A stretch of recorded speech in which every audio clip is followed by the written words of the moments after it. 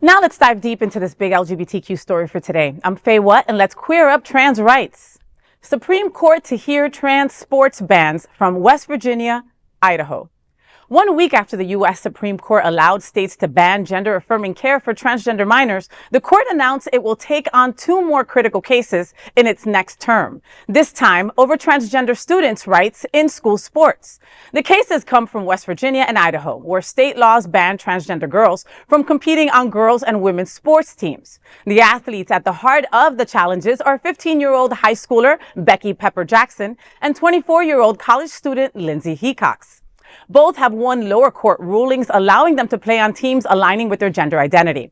The American Civil Liberties Union, which represents them, welcomed the court's decision to review the bans. Supporters of the bans claim they ensure fairness in women's athletics, but the ACLU's Joshua Block disagrees. Speaking to the advocate, Block said, quote, "Trans kids play sports for the same reasons their peers do, to learn perseverance, dedication, teamwork, and to simply have fun with their friends," end quote.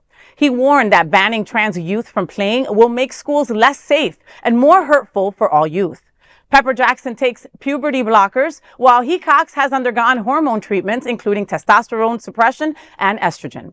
Both were previously granted injunctions that let them compete, although Pepper-Jackson's win was partially reversed before being reinstated by an appeals court. Hecox also prevailed before the U.S. Court of Appeals for the Ninth Circuit. West Virginia's law defines female athletes strictly by their biological sex assigned at birth. Idaho's similar statute states that sports designated for females, women, or girls should not be open to students of the male sex. West Virginia Attorney General J.B. McCuskey cheered the Supreme Court's decision to hear the case, posting on Twitter, quote, "More huge Supreme Court news today. Stay tuned," end quote. With over half of the U.S. states having passed similar bans, the Supreme Court's upcoming ruling could set a precedent nationwide, determining whether these laws violate Title IX and the Equal Protection Clause of the Constitution. Oh my God, lots to unpack. So let me get this straight. 2 young women who just want to play sports like everybody else are getting dragged to the Supreme Court because of who they are. Trans kids don't want special treatment. They want fair treatment. They want to play with their friends. And if the court decides to side with fear over facts, it won't just be a loss for trans athletes. It's going to be a loss for all of us. And these are just kids. You know, like for a country that has an obesity problem, yeah. Right? I mean, granted, I played sports in school. I'm not the most athletically inclined, and there have been girls that whoop my ass. You know, but that's what's happened. Like, I think that adults need to just let kids be kids. You know, no one's ganging up on anyone. You know, there aren't boys beating up on girls, you know, girls beating up on boys, you know, in these sports. It's just that these adults have gotten in the way of these kids being kids. And these adults have politicized everything, including kids.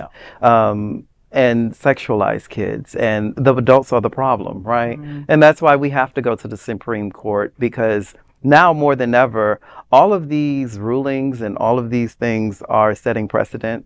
They're going to be historical. They're going to be what sets us up for the future. I'm a little afraid and apprehensive of SCOTUS listening to this, because I don't have much faith in the structure of where we're sitting today in the United States as far as the federal government. But hopefully, I mean, if it swings the way it's supposed to, we will have set precedent, because at this point there's no academic knowledge. There's no scientific knowledge. None. There's nothing you can really pound to people or talk to people or lecture to people about transness and all of its biological and like, people don't get that far. They only get as far as clickbait. Right. So at this point, we need to leave it up to SCOTUS to sort this out, and preferably they move one way. As the way this country is moving, I'm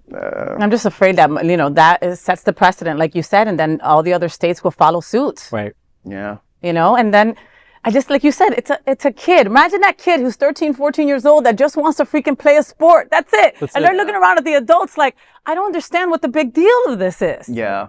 And that's why I think it's ever more so important for a community, as far as like adults go, for us to form our own community leagues, form our own community, like those who are, I don't believe in allies anymore. I believe in accomplices. So, so those accomplices who also have children who don't mind forming something, because this is the time to also create out of. They won't allow us to do that. Create urban leagues, create these regional programs that will allow kids to just be kids, and also with other kids with like other them. kids Yeah, like them, or not raising them in transphobia, homophobia, or racism, because those are inbred things that they just regurgitate because of their parents, and it's so sad. You know? Well, that is the big LGBTQ story for today. There is no other queer nonprofit media platform like this in the entire world. Support our LGBTQ stories by subscribing and sharing Queer News Tonight.